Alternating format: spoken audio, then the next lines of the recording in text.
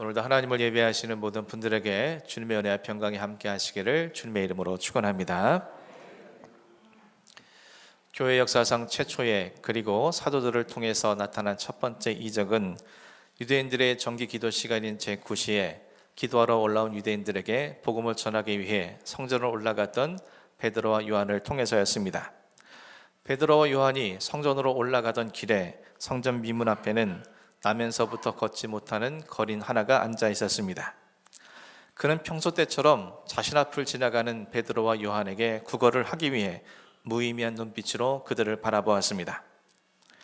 그러자 베드로와 요한은 가만히 멈춰 서서 그를 응시하며 주목하여 바라보았습니다. 그리고 그 거린에게 우리를 주목하라 라고 요구를 했습니다.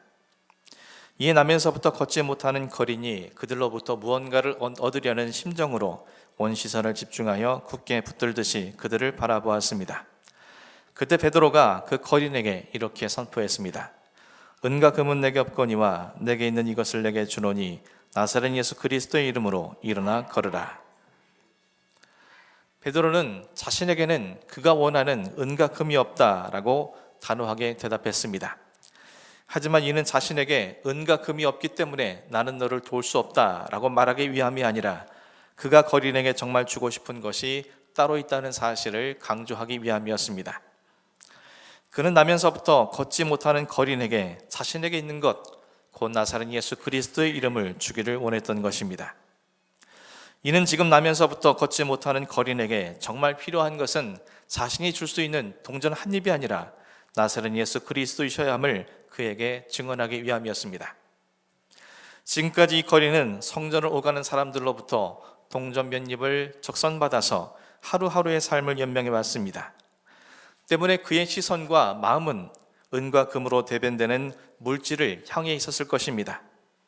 자신에게도 은과 금만 있다면 그들처럼 똑같이 부족함 없는 행복한 삶을 이룰 수 있을 것이라고 생각했을지도 모릅니다.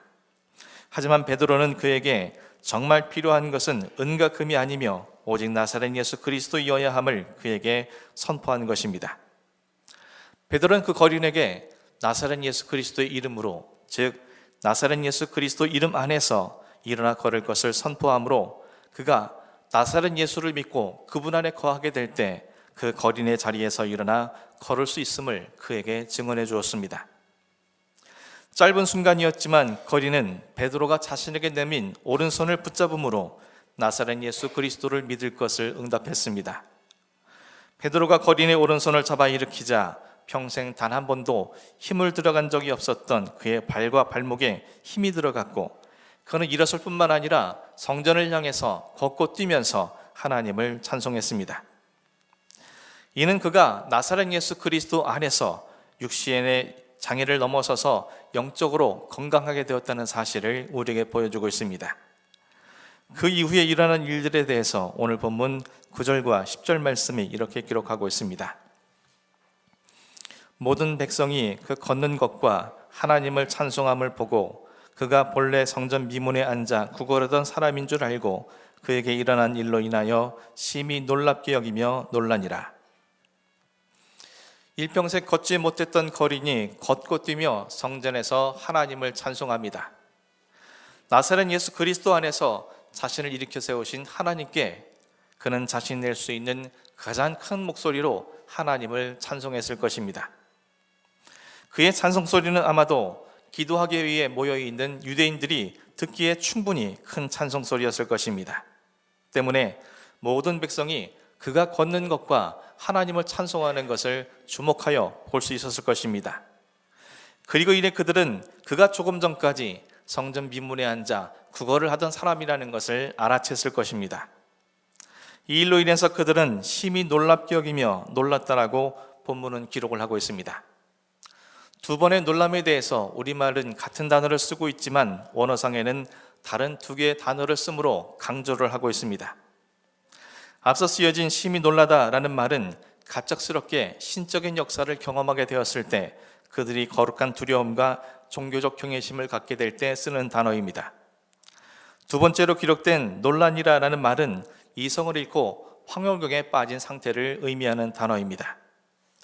이 두 단어가 말하는 바와 같이 그들은 이 모든 역사가 하나님의 역사하심의 결과라고 인정을 했고, 그로 인해서 정신을 잃을 정도로 그들은 큰 놀라움을 경험하게 된 것입니다.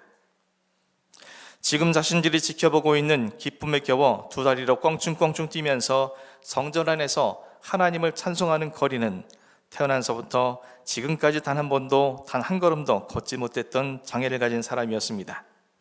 자신들의 생각에 그는 성전 미문에서 늘 구걸함으로 연명하는 그야말로 저주받은 인생이었습니다. 그렇게만 알고 있었던 그가 지금은 일순간에 일어나 뛰어다니는 그 장면을 목격하게 된 성전에 있는 사람들은 다른 아무런 생각도 하지 못한 채 엄청난 충격으로 어리둥절하며 놀랄 수밖에 없었던 겁니다. 그리고 그들의 심령 속에는 어떻게 이런 일들이 일어나게 될 수 있었을까라는 공통된 질문이 그들 안에 가지게 되었을 겁니다. 이어진 11절 말씀입니다. 나은 사람이 베드로와 요한을 붙잡으니 모든 백성이 크게 놀라며 달려나아가 솔로몬의 행각이라 불리우는 행각에 모이거늘. 큰 놀라움에 빠져 이와 같은 일들이 어떻게 일어날 수 있었을까 심히 궁금해하던 그들 앞에서 걷게 된 거린이 베드로와 요한을 붙잡았습니다. 여기서 붙잡았다는 말은 어린아이가 부모의 등이나 어깨에 매달리듯이 그가 베드로와 요한을 붙잡았다는 뜻입니다. 이러한 그의 행동 속에서 사람들은 나면서부터 걷지 못했던 사람이 걷게 된 것은 바로 베드로와 요한으로 인함이라는 것을 쉽게 유추할 수 있었을 것입니다. 하지만 베드로와 요한을 바라보던 그들은 다시금 크게 놀랐습니다. 그들이 베드로와 요한을 바라보며 크게 놀랐던 것은 아마도 그들의 행색 때문이었을 것입니다. 평생 걷지 못하던 거린을 일으켜 세운 장본인이라면 적어도 일반 사람과는 다른 범상치 않은 모습을 가졌을 것이라고 그들은 기대했을 것입니다. 그런데 자신들이 그러한 기대와 예상이 보기 좋게 빗나갔습니다. 그 장본인들은 오히려 가장 초라하고 궁색한 몰골에 어찌 보면 거린과 크게 다르지 않은 행색이었으며 한눈에 보아도 갈릴리 촌사람들이었기 때문입니다. 그들은 나면서부터 걷지 못하는 거린이 어떻게 이 초라한 행색의 사람들을 통해서 일어나게 되었는지 그 자초지종을 듣기 위해 당시 유대의 랍비들이 제자들을 가르치기 위해서 자주 이용하던 솔로몬 행각으로 베드로와 요한을 데리고 갔고, 그 거린이 치유된 경위를 듣고자 했습니다. 그러자 베드로가 그들에게 이렇게 답변했습니다. 12절에서 13절 상반절입니다. 베드로가 이것을 보고 백성에게 말하되 이스라엘 사람들아, 이 일을 왜 놀랍게 여기느냐? 우리 개인의 권능과 경건으로 이 사람을 걷게 한 것처럼 왜 우리를 주목하느냐? 아브라함과 이삭과 야곱의 하나님, 곧 우리 조상의 하나님이 그의 종 예수를 영화롭게 하셨느니라. 베드로는 자신을 바라보며 거린이 걷게 된 경위를 설명해 주기를 기다리는 그들에게 이스라엘 사람들아, 이 일을 왜 놀랍게 여기느냐? 우리 개인의 권능과 경건으로 이 사람을 걷게 한 것처럼 왜 우리를 주목하느냐며 답변을 했습니다. 이 말은 곧 나면서부터 걷지 못했던 사람이 걷게 된 것은 자신들로 인함이 아니라는 강력한 부인의 뜻을 갖고 있습니다. 이 말은 곧 그들이 정말 주목해야 할 것은 자신들이 아니라 오직 하나님이셔야 함을 그들에게 증언한 것입니다. 그리고 베드로는 나면서부터 걷지 못하던 사람이 걸을 수 있게 된 것은 하나님께서 당신의 종이신 예수 그리스도를 영화롭게 하시기 위해서 섭리하신 것이라고 선포하고 있습니다. 이 일을 위해서 자신과 요한 두 사람이 사용하셔서 오늘 그들이 목격한 놀라운 역사를 이루셨다는 것을 그들에게 증언한 것입니다. 그런데 우리가 여기서 한 가지 깊이 생각해 보아야 할 것은 베드로가 그들에게 제시한 하나님의 성호입니다. 베드로는 많고 많은 하나님의 이름 가운데 아브라함의 하나님, 이삭의 하나님, 야곱의 하나님, 곧 우리 조상의 하나님이라고 그들에게 밝히고 있습니다. 하나님에 대해서 아브라함의 하나님, 이삭의 하나님, 야곱의 하나님이라고 부르는 것이 성경에 처음 등장한 것은 하나님께서 모세를 통해서 이스라엘을 출애굽시키기 위한 과정에서 나타나고 있습니다. 출애굽기 3장 6절 말씀입니다. 또 이르시되 나는 내 조상의 하나님이니 아브라함의 하나님, 이삭의 하나님, 야곱의 하나님이니라. 모세에게 하나님께서 이와 같이 당신의 이름을 계시한 것은 지금 그에게 역사하신 하나님은 400년 전 그들의 직접적인 조상인 아브라함과 언약을 맺어주셨던 하나님이시며, 지금 또한 그들에게 그 약속을 지키시기 위해 역사하시는 살아계신 하나님이라는 것을 그에게 밝혀주기 위함이었습니다. 하나님은 아브라함의 하나님이시기도 하시며 이삭의 하나님이시기도 하시고 야곱의 하나님이시기도 하시며, 지금은 모세와 이스라엘 백성들을 구원하시기 위해 역사하신 살아계신 하나님임을 그들이 모세로 하여금 믿을 수 있도록 이와 같이 계시를 하신 겁니다. 하나님께서 모세에게 다시 한번 당신의 이름을 계시하시는데 출애굽기 4장 5절 말씀입니다. 이는 그들에게 그들의 조상의 하나님 곧 아브라함의 하나님, 이삭의 하나님, 야곱의 하나님 여호와가 내게 나타난 줄을 믿게 하려 함이라 하시고, 하나님의 명령에 여러 가지 이유를 대면서 불순종하는 모세에게 하나님께서는 그의 손에 쥐어진 것이 무엇이냐며 물으셨습니다. 이는 그의 손에 쥐어진 지팡이를 통해서 자기 자신이 누구이며 자신이 무엇을 해야 하는지 깨닫도록 하시기 위한 영적 메시지가 담겨 있었습니다. 그의 손에 쥐어진 지팡이처럼 그 지팡이가 모세 손에 쥐어졌을 때 목자의 지팡이로 사용될 수 있었던 것처럼, 그가 비록 지팡이처럼 죽은 나뭇가지에 불과한 초로의 노인이라 할지라도 그가 하나님 손에 붙들려 있을 때 그를 통해서 놀라운 이적을 일어나므로 이스라엘 백성들이 하나님을 믿고 그의 인도에 순종할 수 있게 될 것임을 약속해 주시기 위해서 이와 같이 당신의 이름을 계시하고 있는 것입니다. 오늘 베드로가 많고 많은 이름 가운데 하나님의 이름을 아브라함의 하나님, 이삭의 하나님, 야곱의 하나님이라고 증언하고 있는 것은 하나님께서 그들의 조상인 아브라함과 이삭과 야곱의 하나님이셨던 것처럼 지금도 동일하게 자신들에게 살아서 역사하신 하나님이라는 것을 증언한 것이며, 나면서부터 걷지 못하는 거린과 아무것도 내설 곳 없는 갈릴리 빈민촌의 사람들이라 할지라도 초로의 노인 모세를 붙들어 사용하신 것처럼 자신들을 붙들어 예수 그리스도를 영원하게 하신 것임을 그가 증언하고 있는 것입니다. 사랑하는 성도 여러분, 오늘은 하나님이신 예수님께서 우리를 구원하시기 위해 이 땅에 강림하여 주신 날을 기념하고 다시 오실 주님을 기다리는 절기인 대림절 세 번째 주일입니다.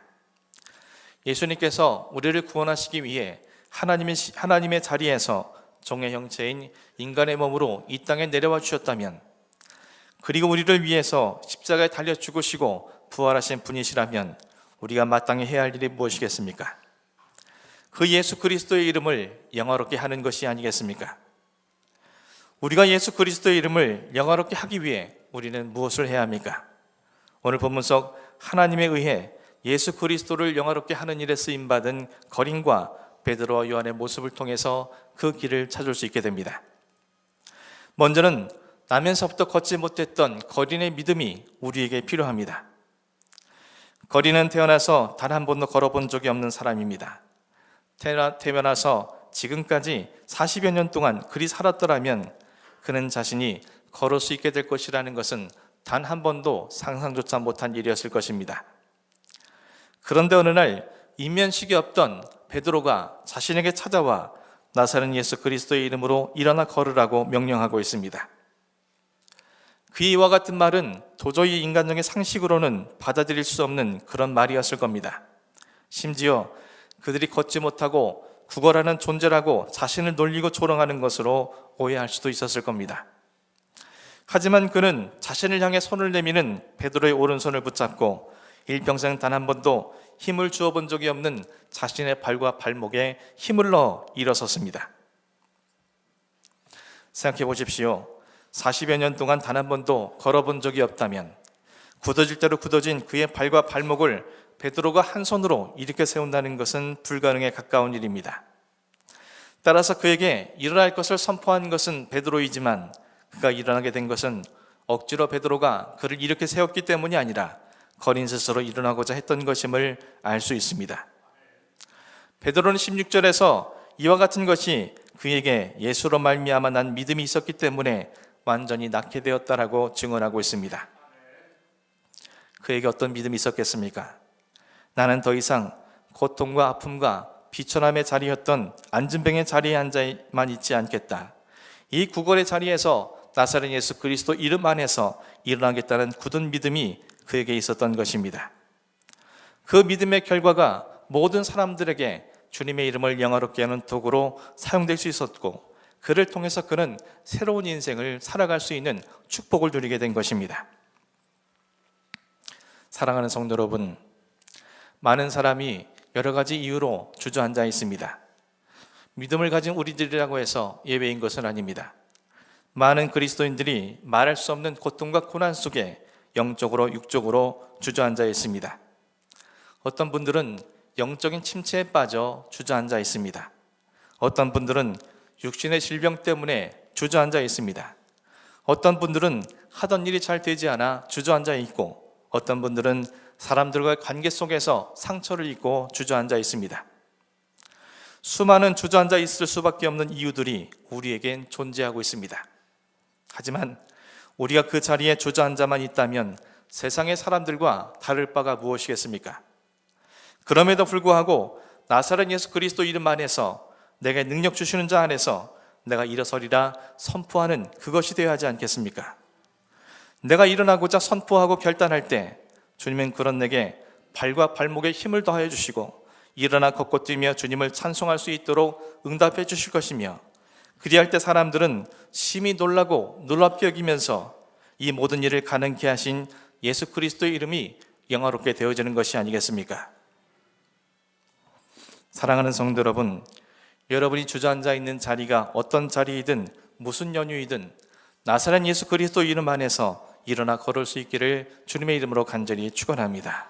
그리하여서 날 위해 이 땅에 오신 예수 그리스도의 이름이 우리의 삶으로 인하여 영화롭게 되어지는 놀라운 역사가 일어날 수 있기를 주님의 이름으로 간절히 축원합니다. 하나님께서 예수 그리스도를 영화롭게 하시기 위해 사용되어진 또 한 사람은 베드로와 요한이었습니다. 베드로와 요한의 어떤 믿음이 주님을 영화롭게 하는데 쓰임받게 한 것입니까? 베드로는 자신들을 주님을 영화롭게 하는데 사용하신 하나님에 대해서 아브라함과 이삭과 야곱의 하나님이라고 고백했습니다. 그 살아계신 하나님이 자신들을 사용했다는 사실을 그들이 굳게 믿었던 것입니다. 나면서부터 걷지 못하는 거린에게 일어나 걸을 것을 선포했지만 그를 직접적으로 일으켜 세운 것은 베드로의 오른손이었습니다. 자신의 오른손을 거린에게 내밀었을 때 하나님께서는 그의 오른손에 역사하사 그의 손을 맞잡은 거린에게 일어설 수 있는 힘과 능력이 전이가 된 것입니다. 부활하신 주님을 만나기 전 베드로의 손은 어떤 손이었습니까? 자신만을 위해 세상의 물질로 대변되어지는 고기잡이를 하는 데 사용된 손이었습니다. 예수님을 향해서 주는 그리스도시요 살아계신 하나님의 아들이라고 고백하고서도 곧이어 주님께서 십자가에 죽으실 것을 예고하시자 주저하지 않고 예수님을 멱살잡이하듯 붙잡아 챈 손 아니었습니까? 예수님께서 인류를 구원하시기 위해 친히 로마 군인들에게 잡혀가시려 하자 칼을 빼어들고 말고의 귀를 내리친 손 아니었습니까? 한마디로 그의 손은 자기 자신의 욕심과 욕망을 위해서만 사용되어진 불의의 병기였던 것입니다. 하지만 부활하신 주님을 만난 이후에 성령의 임재하심을 경험한 이후에 살아계신 하나님께서 그와 함께 하심으로 그의 손이 달라진 것입니다.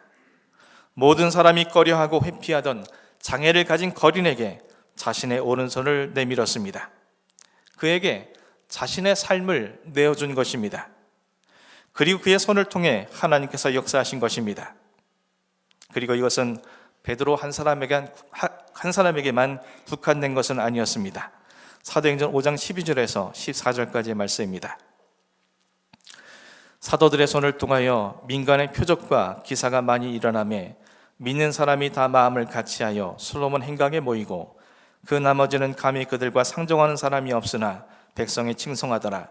믿고 주께로 나오는 자가 더 많으니 남녀의 큰 무리더라.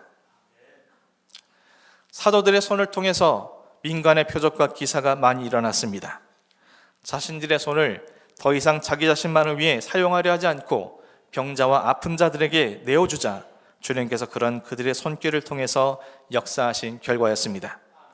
그로 인해서 수많은 무리가 주께로 돌아오므로 주님의 이름을 영화롭게 하는 주님의 도가 되었음을 성경에서는 증언해주고 있습니다. 사랑하는 성도 여러분, 우리가 어떻게 날 위해 이 땅에 와주신 예수 그리스도의 이름을 영화롭게 하겠습니까? 오늘도 아브라함의 하나님, 이삭의 하나님, 야곱의 하나님이신 살아계신 하나님께서 나에게 역사하고 계심을 기억하면서 나의 두 손을 다른 이들에게 내어줄 때 주님은 그런 나의 두 손에 능력과 힘을 더하사 다른 이들을 일으켜 세우는 도구 삼아 주시지 않겠습니까? 가깝게는 나의 아내와 남편이 오늘도 내가 알지 못하는 이유로 인해 주저앉아 있을 것입니다. 사랑하는 내 자녀가 내가 보지 못하는 이유들로 인해서 영적으로 주저앉아 있을지도 모릅니다. 나의 부모와 형제와 나의 이웃과 동료들이 수많은 이유들로 인해서 주저앉아 있을 것입니다. 그런 그들을 향해서 나의 오른손을 내어 밀 때 주님은 나의 오른손에 역사하시고 결국 우리를 통해서 그에게 일으켜 세우는 놀라운 역사가 일어날 뿐만 아니라 그런 역사를 이루신 우리 주님 앞에 영화롭게 하는 놀라운 일들이 일어나지 않겠습니까? 사랑하는 성도 여러분, 저 여러분의 두 손이 내 자신의 욕심과 욕망을 위해서만 사용되어지는 그런 손이 아니라 날 위해 이 땅에 오신 예수 그리스도를 영화롭게 하는 능력의 손길이 되기를 주님의 이름으로 간절히 축원합니다. 이를 위해 사람들이 꺼려하고 회피하는 자질이라 할지라도 우리의 손을 내밀어 그에게 예수 그리스도의 능력을 전이시키는 은혜의 손길이 되기를 간절히 소망합니다. 대림절 세 번째 주일을 맞은 오늘 저 여러분 모두가 거린과 베드로와 같은 믿음으로 날 위해 땅에 오신 예수 그리스도를 영화롭게 하는 진정한 대림절기를 지킬 수 있는 믿음의 사람이 되기를 주님의 이름으로 간절히 축원합니다. 기도하겠습니다.